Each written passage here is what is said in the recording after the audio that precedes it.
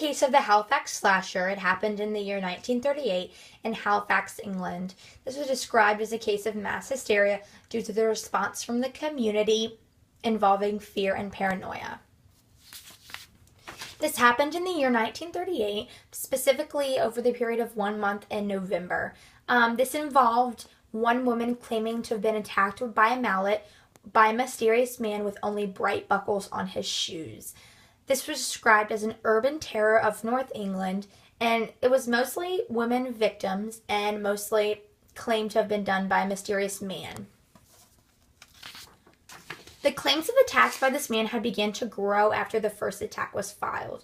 Over 15 attacks were filed in a period of only 13 days.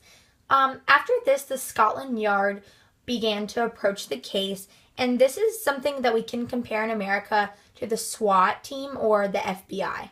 After this, angry mobs had begun to erupt in the town of Halifax. Because of all the attention of this case, it brought on confusion and paranoia by several people in the community. The problems that prompted this hysteria included the number of people that had claimed to have been attacked. This was seen because after the first person, the story was changed and more elaborated to not only a man with bright buckles on his shoes, but it was changed as the victims and the number of victims increased. The angry mobs of scared Halifax residents had begun to accuse one another due to the paranoia. There was definitely a presence of scared residents, outrageous rumors, and fear within this community. The people of this community demanded justice, but nothing could be done because no evidence had been recovered of anything to do with this case. The conditions present that led to this hysteria and response was definitely the approach of the Scotland Yard. After the government officials had asked the Scotland Yard to come and take on this case, it was definitely present that this case had become more serious. There was no real evidence or any, area where they could claim to file a charge against anyone or to have a suspect be present.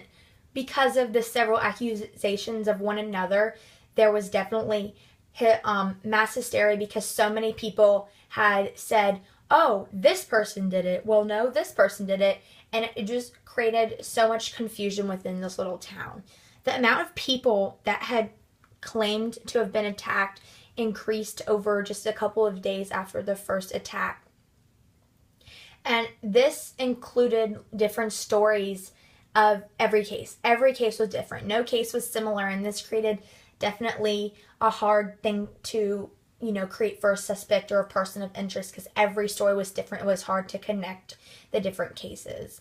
And the twisted responses to this case and the accusations against one another and the elaborated descriptions as the case evolved. Some of the words that the Halifax slasher was called was a crazed assaulter, a madman, elusive, and blade-wielding.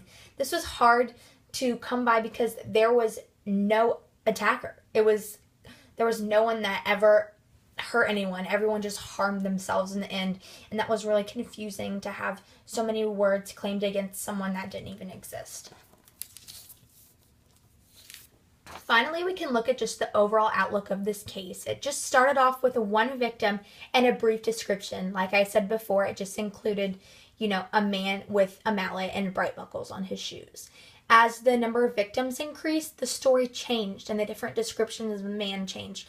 And this created a hard case, and you could not find evidence or even a trace of a clue that could be matched to this case. That was hard for the officials to have a suspect or a person of interest charged with any of these, accusations. Several groups started to form as the case elaborated and as several victims continued to have claimed to have been attacked. Innocent men in the community were accused of being this Halifax slasher, and this was very confusing because there was no victim or there was no attacker at all. All the victims did their own harming to themselves. And once people started to confess to the harming, the paranoia decreased in the town. This is finally when the case calmed down. And then in the end of the case, 5 people were charged and jailed with public mischief, and this ended the hysteria. What we can take from this case is that so much was created, so much hysteria, so many rumors, so much fear, so much paranoia within just a small community, and it didn't even take a month for all this to come up. After 3 days of the first charge, 3 other victims had claimed to have been attacked, and it was just crazy to see the response out of this, and this was definitely a case of mass hysteria.